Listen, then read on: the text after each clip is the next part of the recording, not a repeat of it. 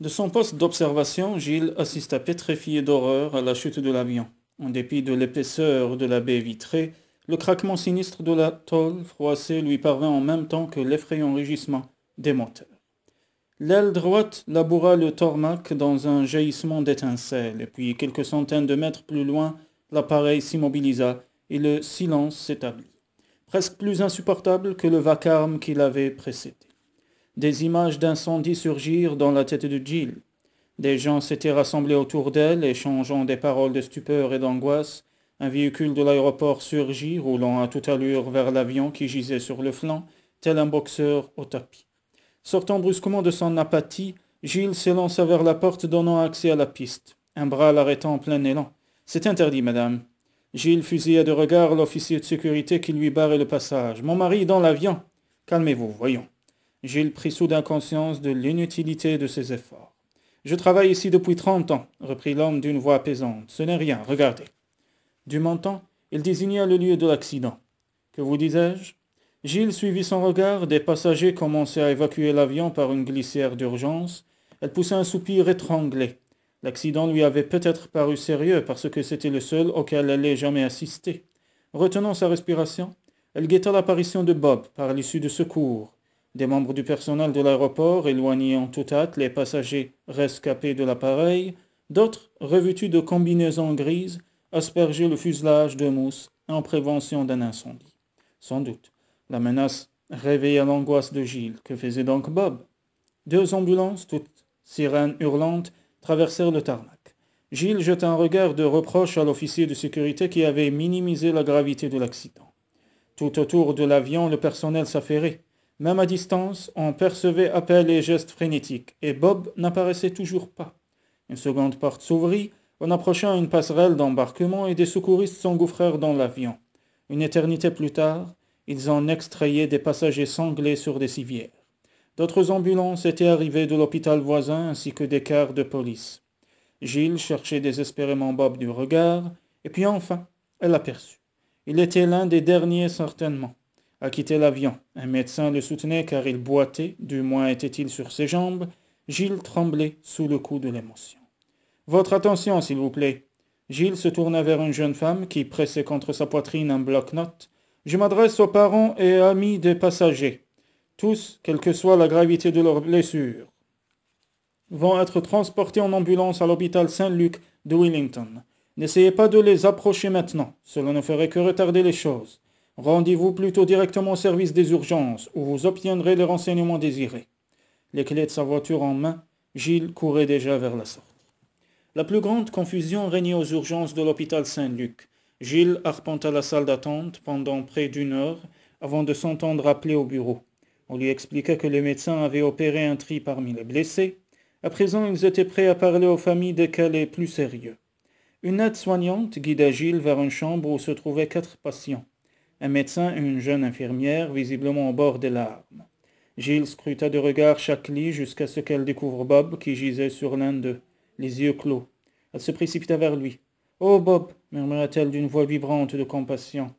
Il paraissait si vulnérable, allongé sur ce lit, dans sa blouse bleue d'hôpital qui s'arrêtait à mi-cuisse, le corps couvert de plaies et d'ecchymoses. Le médecin se tourna vivement vers elle. « Ne le touchez pas, il a le bras cassé. » Gilles retira sa main. « Bob, tu souffres ?» Il ouvrit lentement les yeux, tourna la tête et la dévisagea. Son regard habituellement si vif semblait vide. « Bob ?» répéta-t-elle hésitante. Le médecin la rejoignit. « Bonjour madame, je suis le docteur Costas. »« Gilles Morse, la femme de monsieur Morse. Comment va-t-il ?»« Il s'en sort bien. Ses blessures sont mineures. Ses contusions font paraître son cas plus grave qu'il n'est en réalité. Il doit subir une radiographie, mais je suis pratiquement certain qu'il s'agit d'une fracture simple. À l'aéroport, je l'ai vu boiter. Sa cheville gauche est enflée. Une entorse, sans doute. Mais il marche. Ne vous inquiétez pas outre mesure. » Sur ces entrefaites, 2 garçons de salle pénétrèrent dans la pièce. « Nous venons chercher le patient pour la radio. » « Un instant. » Le médecin griffonna quelques mots sur la fiche de Bob. Gilles caressa doucement la tête de ce dernier. Son regard s'arrêta un instant sur elle avant de faire le tour de la pièce. « Docteur, va-t-il bien ?» demanda-t-elle se mordant la lèvre. Le médecin remit la fiche en place au pied du lit. « Je n'ai décelé aucun traumatisme. Je peux me tromper et il sera réexaminé en neurologie. mais je crois pouvoir dire qu'il se trouve en état de choc, et c'est bien compréhensible étant donné ce qu'il vient de vivre. Bob choqué, ces deux termes allaient mal ensemble. Accordez-lui un peu de repos, et je suis sûr que d'ici quelques heures il ira mieux. Voulez-vous l'accompagner à la radiographie? Oui, naturellement. Gilles s'écarta pour laisser passer les garçons de salle. 2 heures s'écoulèrent avant que le service des urgences retrouve suffisamment de calme pour que Gilles puisse de nouveau s'entretenir avec le docteur Costas. La radio montrait une fracture de l'avant-bras droit, d'or et déjà plâtrée. D'autres plaies avaient été recousues. Combien de temps faudra-t-il avant qu'il recouvre l'usage de son bras, s'enquit-elle? Approximativement 8 à 10 semaines. Est-il droitier? Gilles hocha la tête puis grimaça, soudain conscient des conséquences que ne manquerait pas d'avoir cet accident. Le destin leur avait joué un drôle de tour à l'instant de leur séparation. Quel métier exerce-t-il? Demanda le médecin. Vice-président d'entreprise. Le médecin parut surpris. Je ne l'aurais pas deviné, à voir son physique de sportif. Quoi qu'il en soit, il pourra probablement reprendre ses activités d'ici à 1 semaine ou 2. Encore heureux qu'il ne soit ni charpentier ni maçon. Gilles posa sur son mari un regard inquiet. Il reposait sur son lit, les yeux fermés, tranquille, si tranquille. Nous le gardons en observation, dit le médecin, rassemblant les radios. La compagnie aérienne l'exige, ils ne veulent pas d'ennui. Je comprends. Même sans cela, j'aurais souhaité le garder. Il n'a pas retrouvé sa vivacité d'esprit comme nous l'espérions. Nous allons surveiller ça. Gilles demeura au chevet de Bob jusqu'à l'heure du dîner. Observant le lent écoulement de la perfusion, durant tout ce temps, les seuls mots qu'il prononça en réponse aux questions posées par médecins et infirmières venus l'examiner furent oui ou non. Encore arrivait-il souvent que ses propos fussent inappropriés.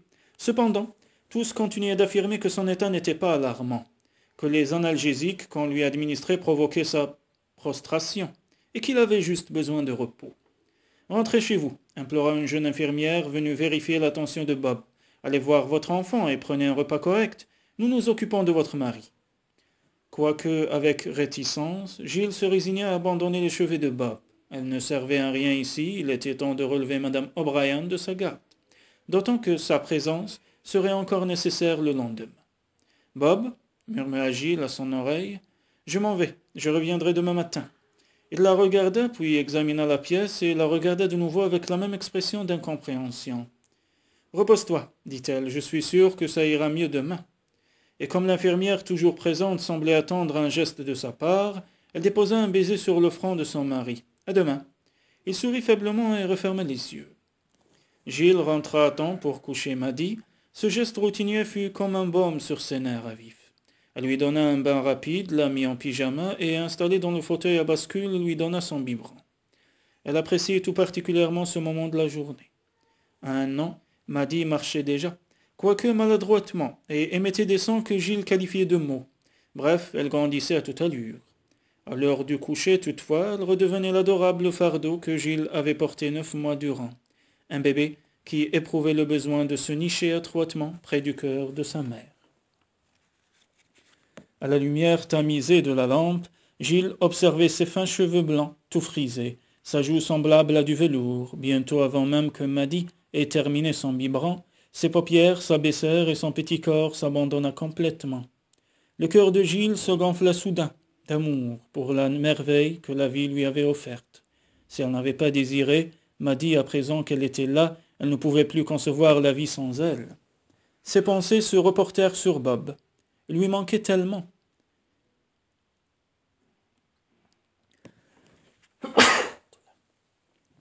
Après les dramatiques événements de la journée, elle n'éprouvait plus aucune rancœur à son égard, juste de la mélancolie. Maddy était sa fille, à lui aussi, sa chair et son sang. Pourquoi ne l'aimait-il pas?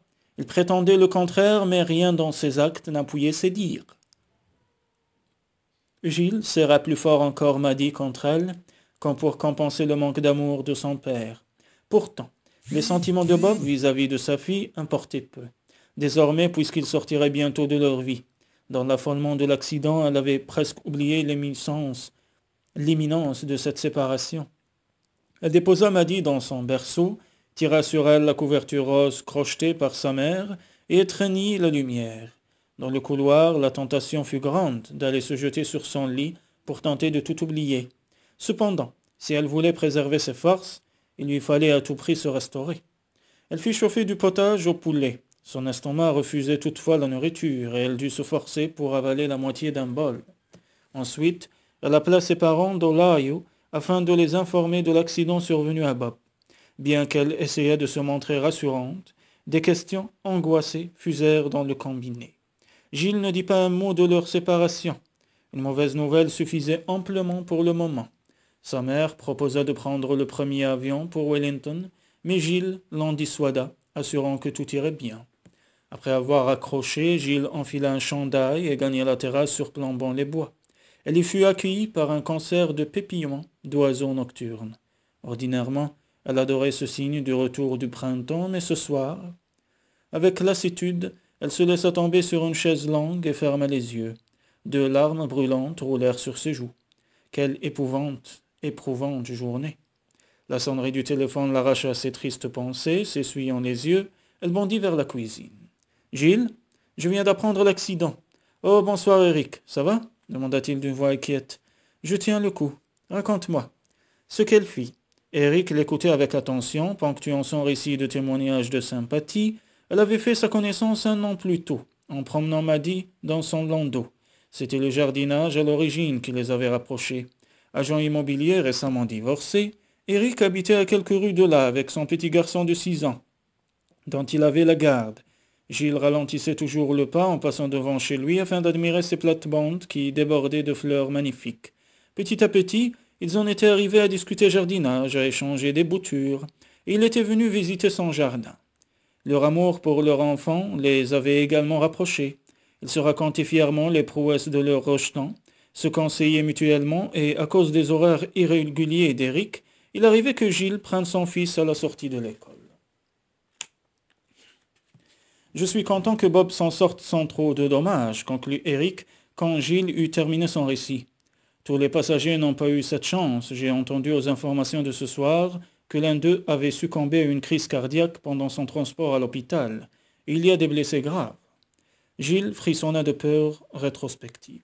« Veux-tu que je passe la soirée avec toi ?» proposa Eric. « Je viens de coucher Brady, mais je peux appeler un baby-sitter. »« Merci, je suis épuisé, je vais me coucher tôt. »« Comme tu voudras, si jamais tu changes d'avis. »« Non, vraiment. » Après un bref silence, Eric demanda sur le ton de la confidence. « Avez-vous discuté Bob et toi ?»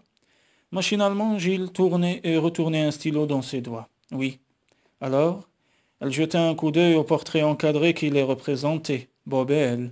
Pendant leur voyage de noces, enlacés près d'une chute d'eau, elle se rappela leur bonheur alors et le remords l'envahit.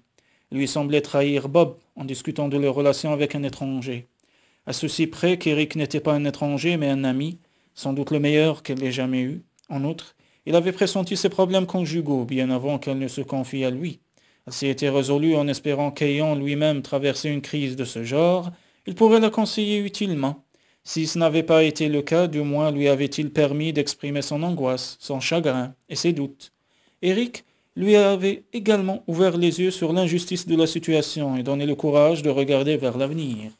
« Nous avons décidé de nous séparer, » dit-elle d'une voix tremblante.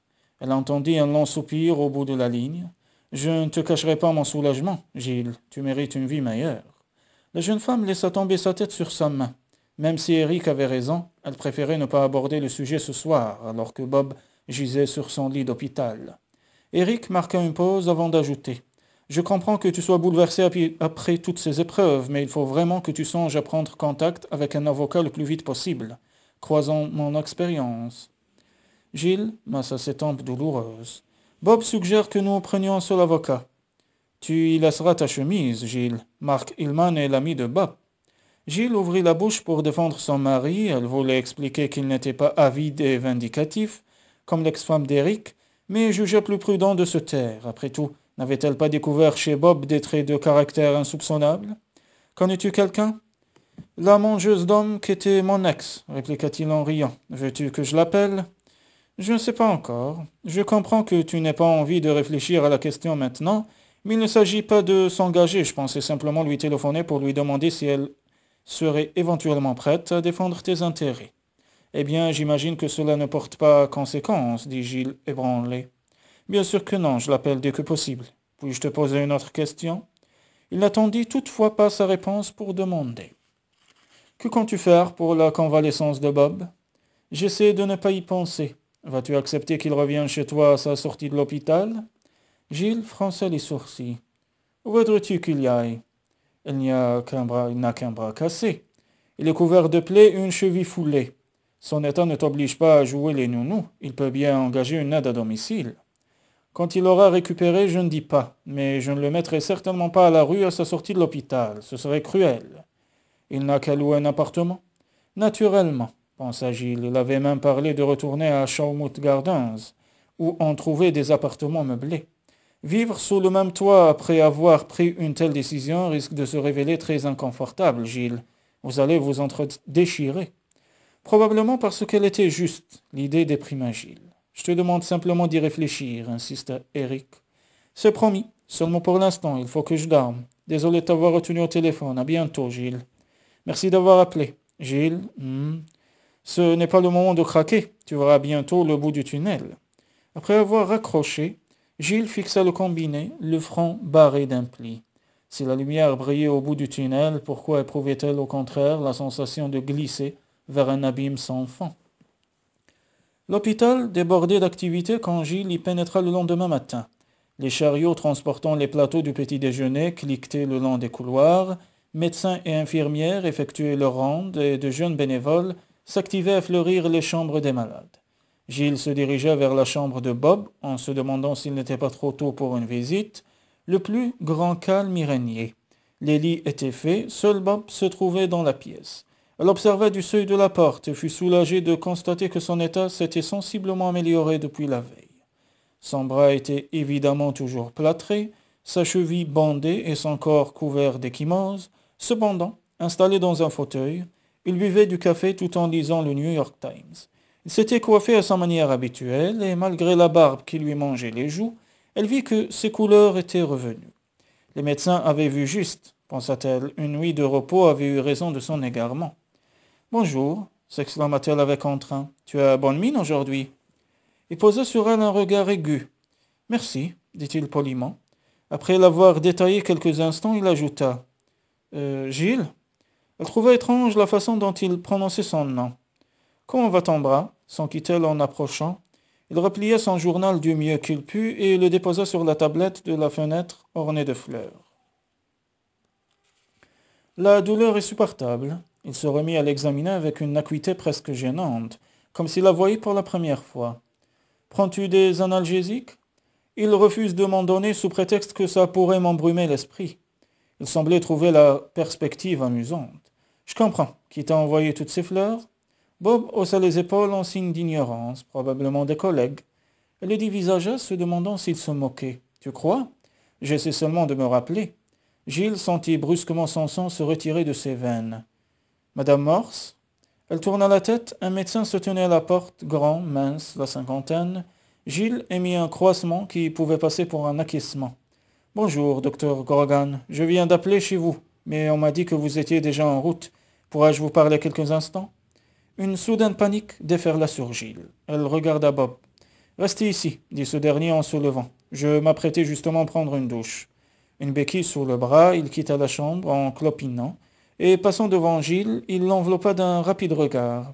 À la porte, une infirmière vint l'aider à gagner la salle de douche. « Que se passe-t-il » interrogea avec angoisse la jeune femme, une fois seule avec le médecin. « Votre mari, mais laissez-moi commencer par le commencement. » Il prit un siège et invita Gilles à faire de même. À la grande satisfaction de l'infirmière de service, M. Morse s'est éveillé ce matin frais, dispos et affamé. Sa confusion d'hier semblait totalement dissipée. Pourtant, il est très vite devenu évident qu'il éprouvait des difficultés à se remémorer certaines choses. Par exemple, il n'avait aucune idée de l'endroit où il se trouvait, ni comment il y était arrivé.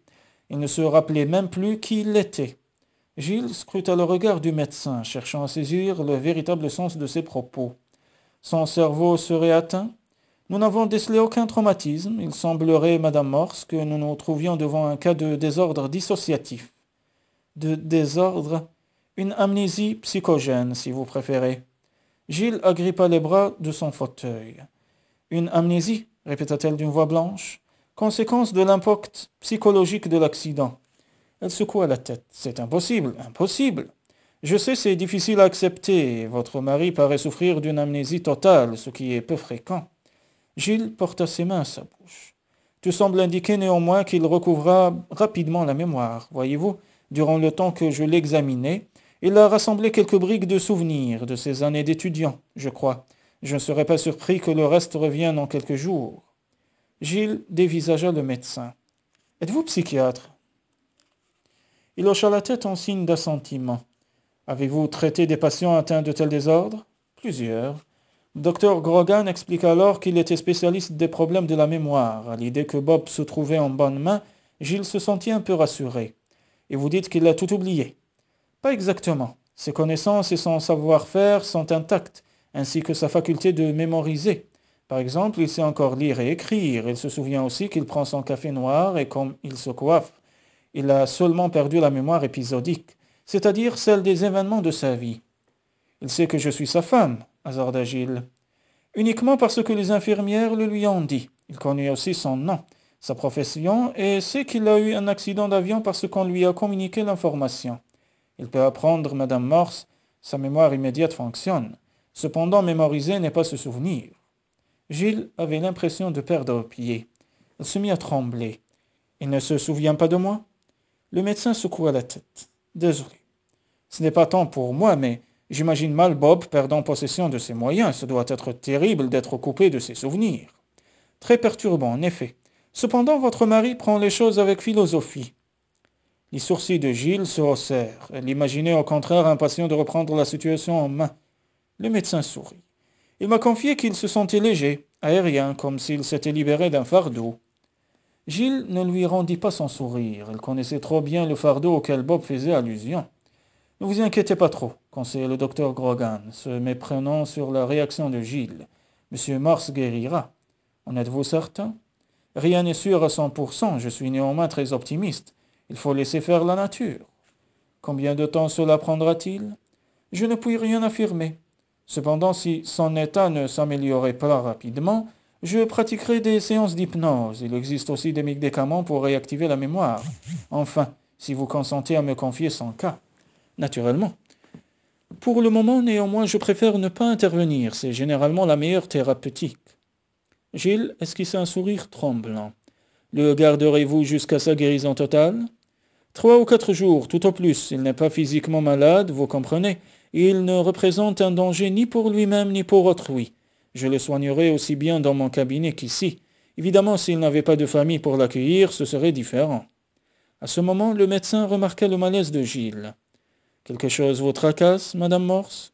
C'est qu'il se trouve que mon mari et moi avons récemment décidé de divorcer, la veille de l'accident, en fait. »« Ah, je vois. » « Que voyait-il donc ?» se demanda Gilles, prise d'un subit excès de culpabilité. Elle scruta l'expression du médecin, mais il demeurait imperturbable. « A-t-il quelqu'un qui pourrait le prendre en charge ?»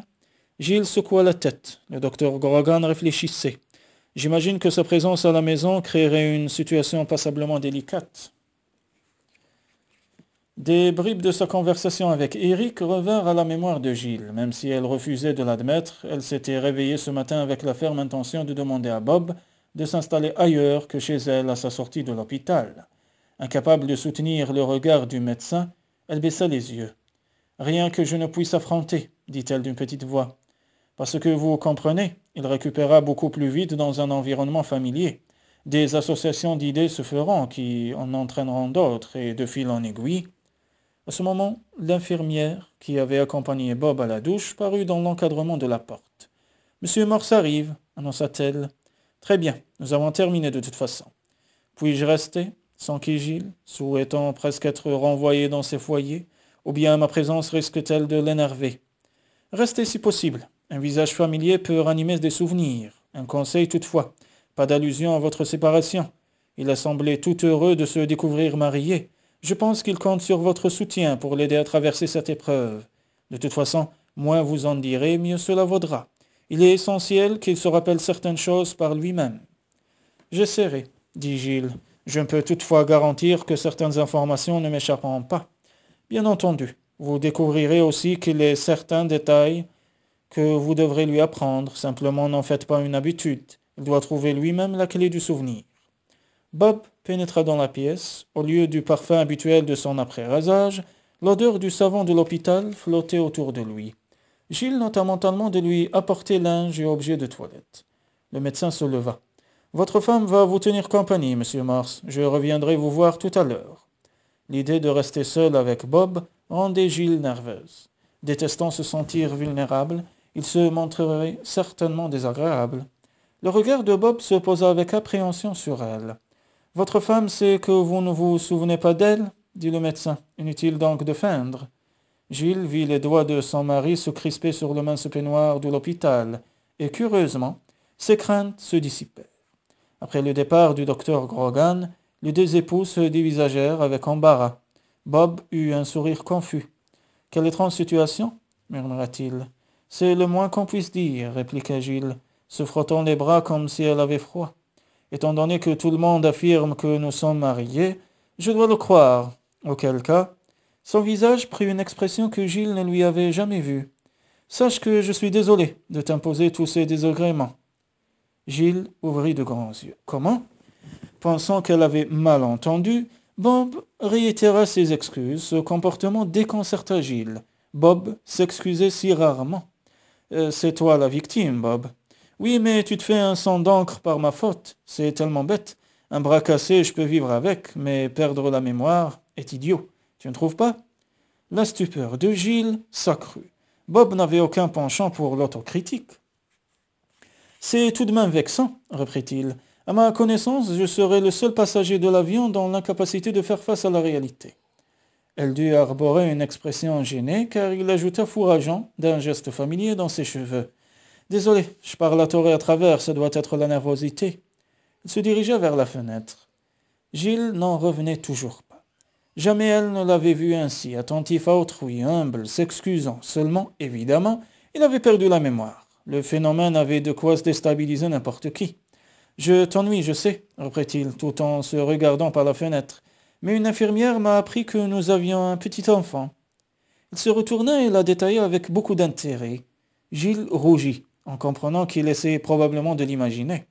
Elle, une étrangère, partageant son intimité.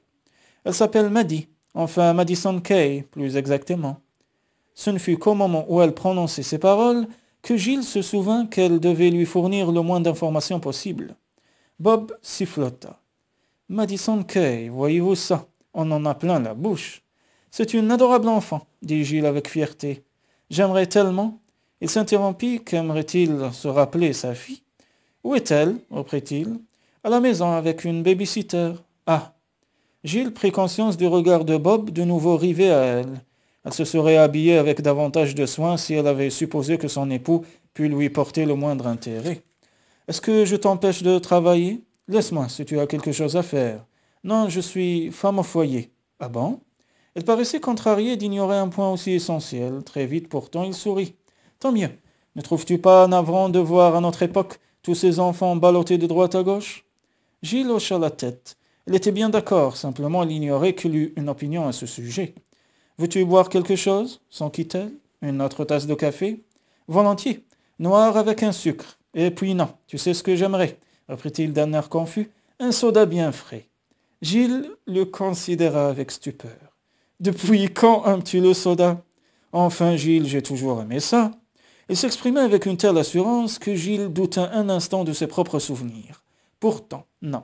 Jamais Bob n'avait manifesté le moindre goût pour les boissons sucrées. « Très bien, » dit-elle en souriant. « Je vais t'en chercher un. » Plutôt sceptique, elle acheta un soda au distributeur du hall. Cependant, ses doutes s'évanouirent devant la satisfaction qu'afficha Bob à la première gorgée. Gilles considérait avec stupéfaction l'homme qui s'était réveillé ce matin dans le corps de son mari. Bien que ses connaissances en matière d'amnésie fussent minces, il lui semblait surprenant que la perte de sa mémoire épisodique modifie à ce point sa personnalité. « Le connais-tu seulement, Gilles ?» La voix de sa mère surgit d'un recoin de son cerveau. Impatientée, elle écarta le souvenir. Après avoir terminé son soda, Bob jeta la boîte à la poubelle. « Ainsi tu es ma femme, » dit-il à brûle-pourpoint.